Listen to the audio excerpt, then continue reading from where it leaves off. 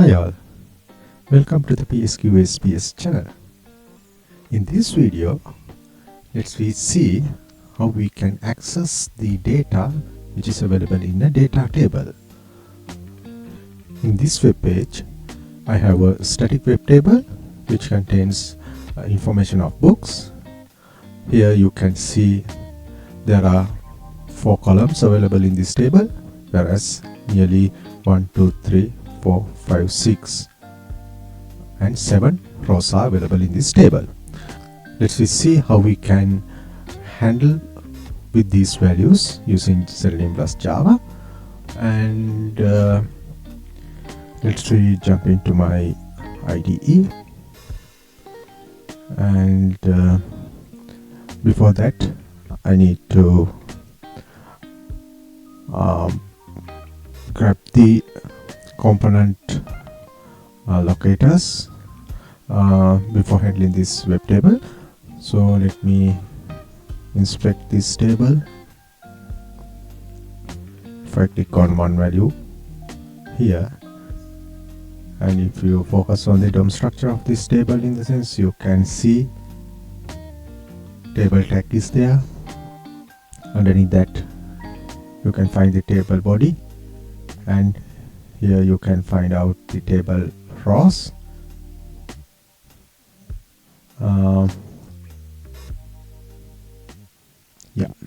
So I will get the values up to this level. So how we can grab that element, in the sense I'm going to locate the rows first.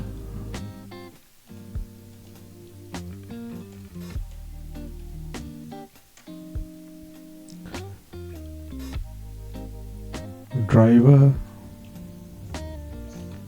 find element. So in this case, I need to get the find elements function, because you can see there are multiple number of rows are available in here. So in that case, I'm going to get the multiple components out of this function. Find elements by XPath. What is the XPath that I'm going to use is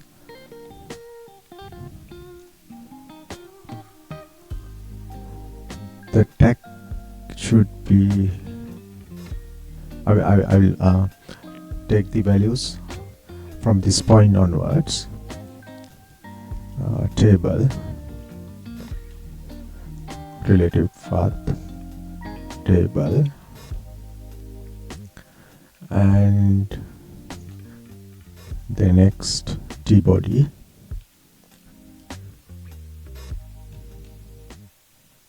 next table row.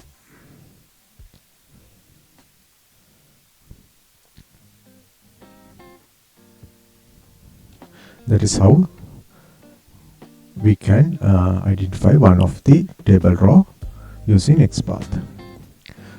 So in this example web page, you can see there are multiple tables as well. So in that case, I need to get the first table itself. So if I search for this XPath in this DOM structure, Control F, you can find 47 matching elements. So I need to get exactly this table only. So in that case, I will take the first one of this one,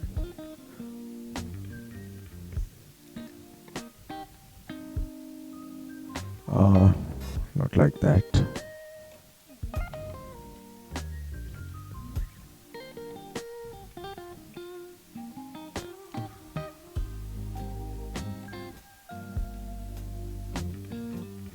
Yes, now you can see only one matching element is there, the first element.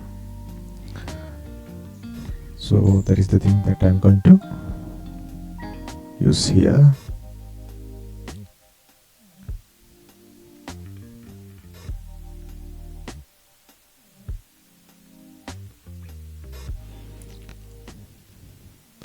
So in this case, that will represent only the first row of this table. My original intention is to get the unique value for this table. That means I need to get the exactly this first table itself. So in that case, yeah, I'm going to change this XPath a little bit. I will close the bracket here and I will get the first element out of this one. Yeah. Now you can see in the first table the number of rows represents as 7. That means number of rows available in this table is 7. Up to this point, this will represent the first table, that means this table, and it is having 7 rows.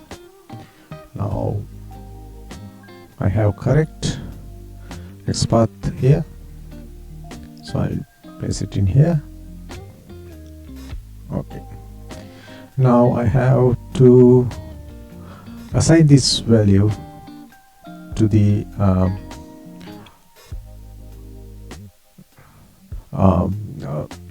variable.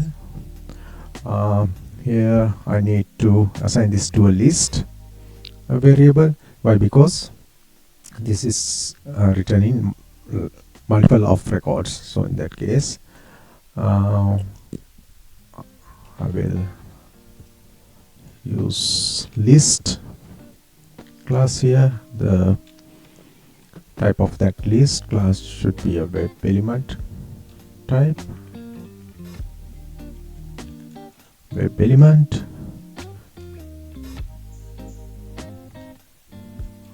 rows. Label name is rows.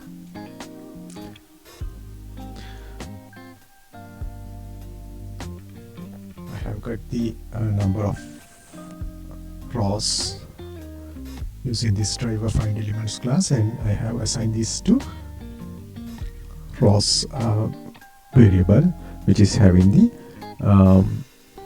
web element types. It's a list. If you want to get to know about the how that list function is going on, you can refer to my previous videos which describe the Java lists. So I need to get the size of this rows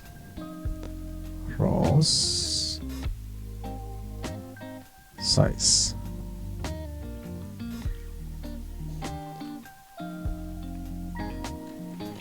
Here I will assign this to another variable, to an integer value. Row count is the size of that rows.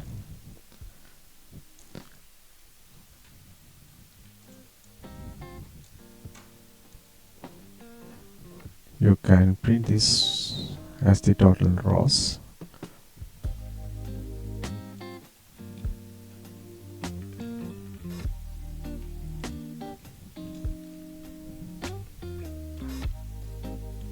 Row count. Now I have successfully get the number of rows which is available in that table. So same like that, I can locate the columns as well. I can get the number of columns which is available in that table.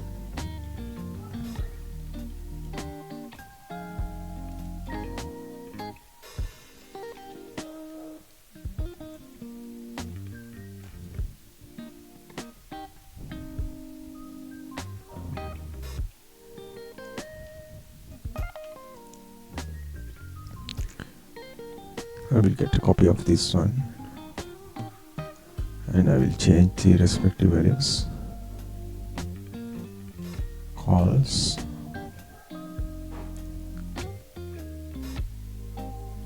I need to change this XPath as well. So how I can change this in the sense, I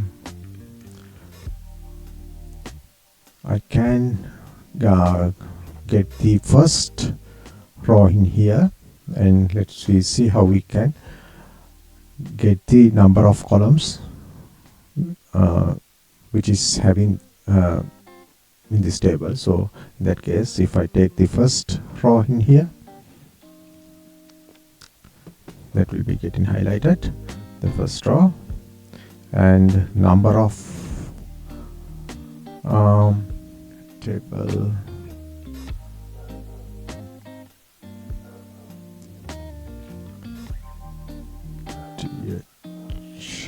table headers within that row. If you expand that table headers, you can find out whatever the table columns which is available.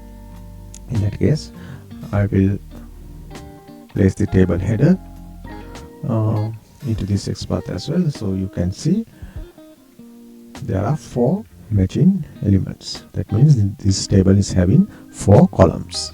So I have successfully grabbed that columns using XPath. So I will use this XPath into my code like this. So call size, row count, not row count, this should be call count,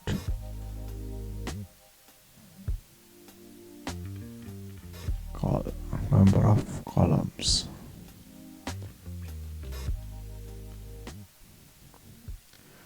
That is how we can get the values of column. Okay, now I'm going to get the individual values of these particular cells one by one. So how I can do that in the sense, if you take the first cell that is reside in the first row underneath the first column, this value, the Amit, reside in first row, second column, likewise. So if I think on that logic, I need to go for a nested for loop in order to access those individual values. So the first for loop is the number of rows. The second for loop deals with the number of columns. The first for loop int I starts from 2. Why? Because the first row represents the header values, whereas the second row represents the actual values of this table. So I'm going to print these values from this point, this row onwards. So that is what I start this for loop from 2, and I equal or lesser than row count. I'm going to increment that I one by one.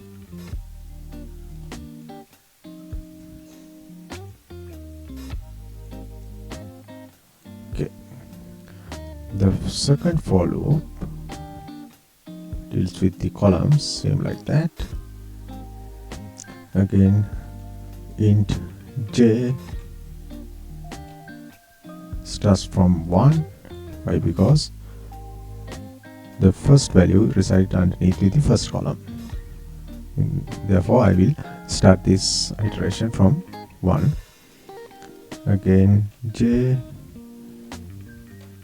so equal, then call count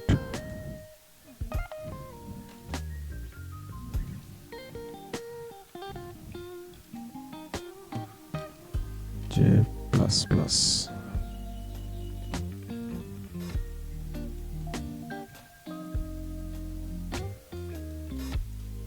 Opening the curly brackets and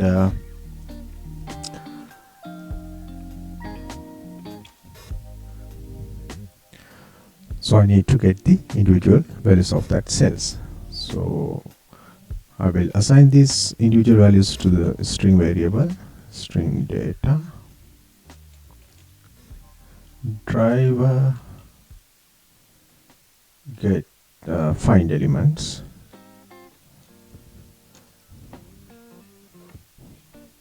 find element, and by XPath. In this time, same like my previous XPath, so I'm going to use the relative XPath here. Table tbody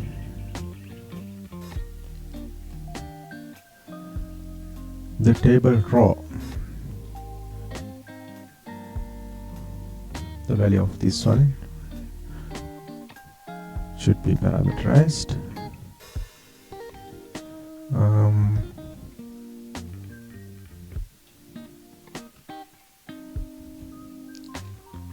It should be I. The table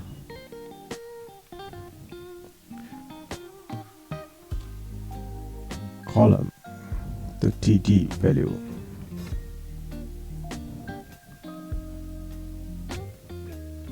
Should be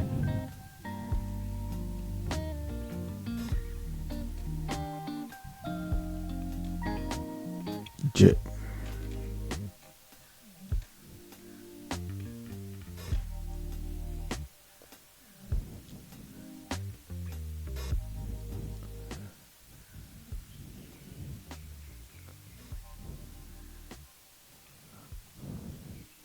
It goes on and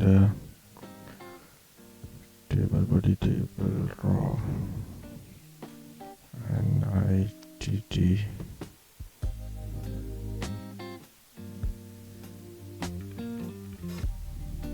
And yeah,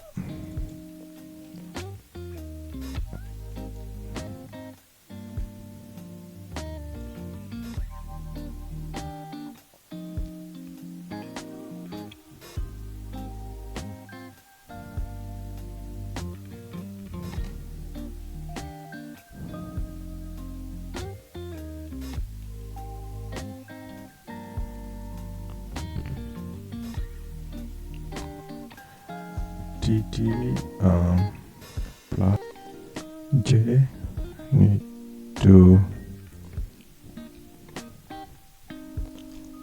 plus need to close the square bracket and close the two brackets and get text. Okay, now that will pick the individual values of the individual cells and that will assigned to the string variable called data. The next thing that I need to do here is I need to print this.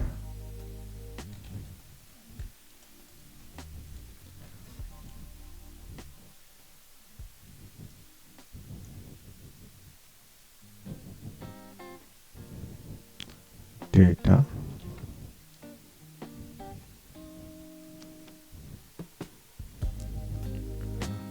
plus I will put a pipe mark in between two data values. So once after one row is successfully printed, I will place one carriage return in here. Okay.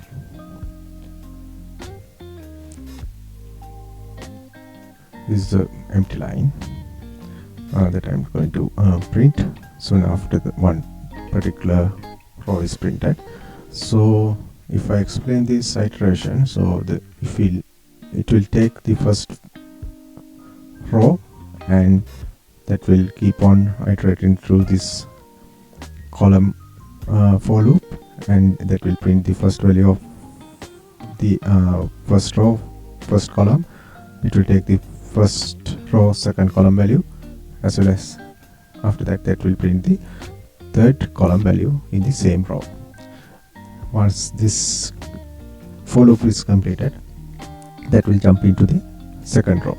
Likewise, that will keep on printing the particular values of this table. Next, let's just see how we can extract the values of this table. Let's say here I'm in need of getting the price which is having more than 1000. I need to extract all these records out of this table. Let's see how we can do that. So in this table, you know that all these things are represented in text format. So I need to convert this value into the integer format in order to extract the whatever the integer values which has the values more than 1000. So let's see how we can do that. Print in the box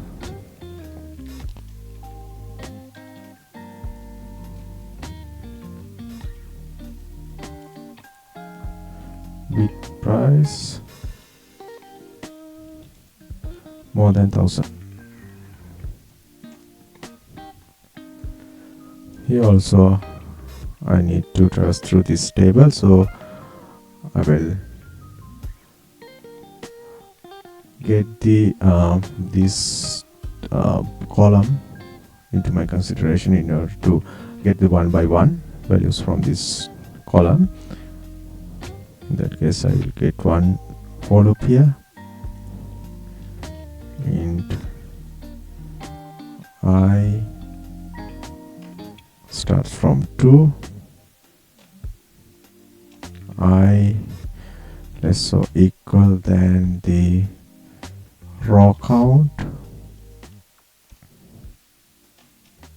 I plus plus. Open the curly braces. Why? Because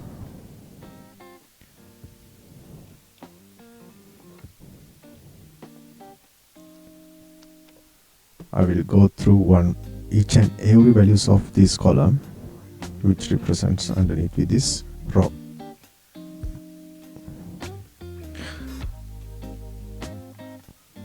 Here I'm going to assign these prices into integer variable in price.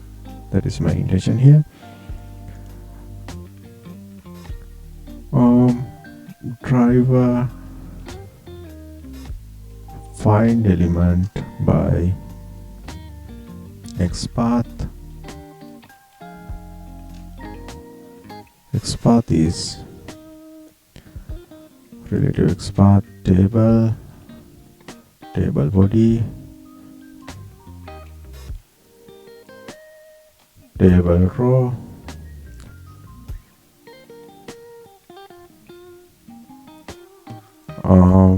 first table row, that means open bracket, and I need to parameterize this plus the first row's value, and need to close the square bracket, then cell value to the fourth cell value. Fourth cell value in the sense this one. The fourth cell of this row, that is this one. And I need to get the text of this one. Get text.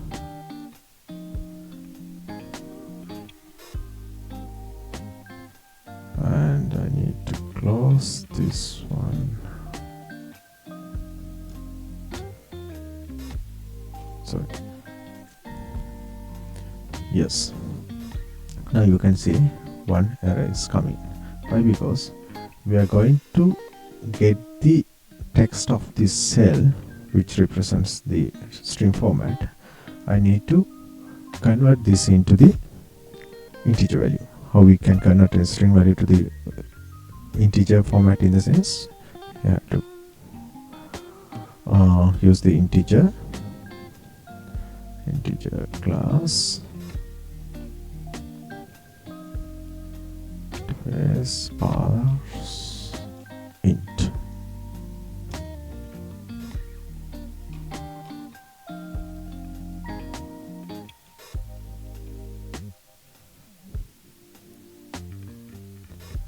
You have to close the bracket in here. That is how you can convert one string value into the integer format. Now we can check the condition here. If the price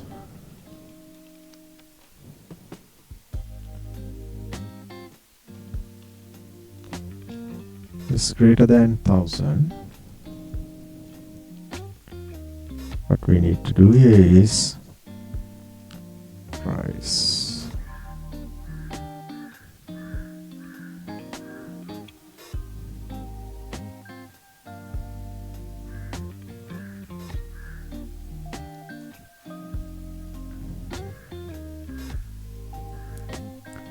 you need to print that.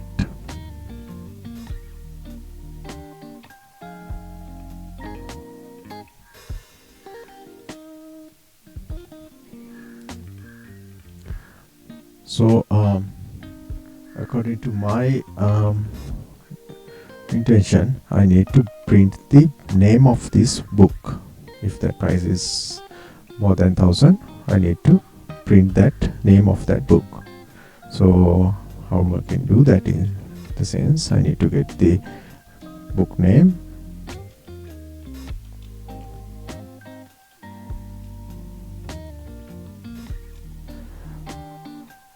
driver,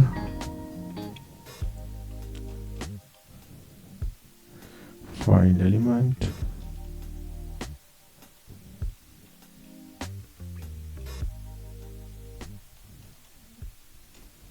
by XPath, XPath is table tbody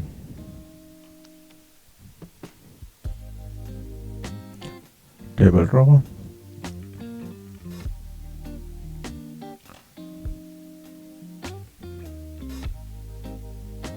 value should be parameterized here, value should be I. Again, I need to close the square bracket here, then table cell,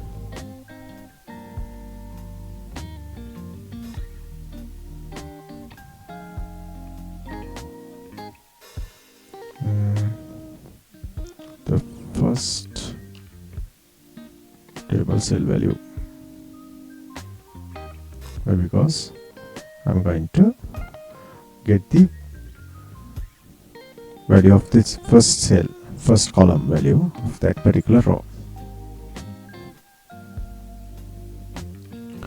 and get text,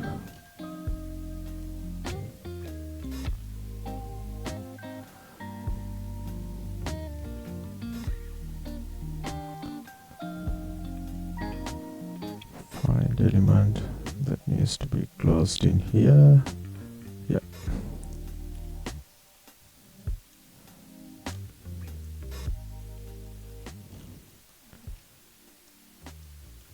Get text. So by that time, that will get the value of the book name, which is having the price more than 1000.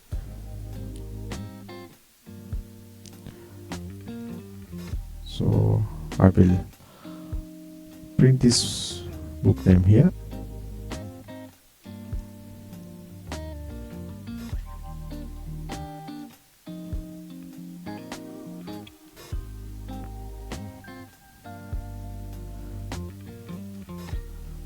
Book name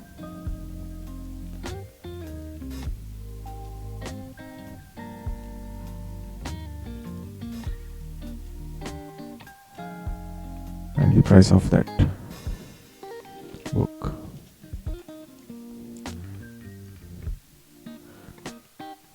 Okay, let me execute this thing and see whether it is working fine or not.